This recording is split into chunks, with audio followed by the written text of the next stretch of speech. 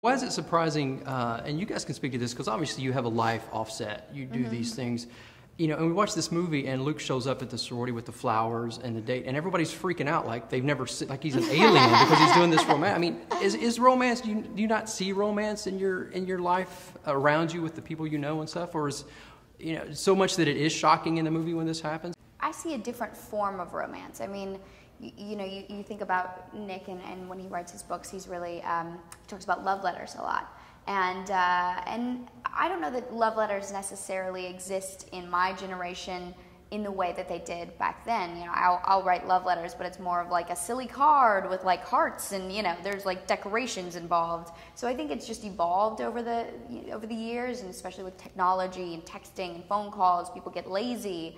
But there are ways to be romantic without going back and writing love letters like the old-fashioned way, or flowers. I think flowers come in all forms.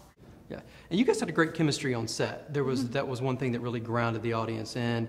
And there was one scene in particular where you're laying on the bed, I think you're on your laptop, and you guys are at the barn, and you kind of run and you dive on the bed and you kind of wrap her up, and you guys are having this little moment. Yeah, I mean, it was one of those things where it seemed like you guys had been friends forever. How much pre-time did you spend together before shooting, or was that just a natural thing that happened as soon as the camera started rolling? That was pretty late in the shooting process, I think. Yeah, that was the end of the summer, probably. And it was so necessary for us to have one of those scenes in the film, only because that's how relationships are. You know, you do have these little moments of you know, relaxation, and we're doing our own things, but we're still interacting. And I think people can relate to that. When you see those moments, just like you say, you realize that these people do love each other, and they can work together without it being about, you know, careers or anything else. They can live amongst each other and be happy and be comfortable. So it was really important for us to capture that at some point in the film. Yeah.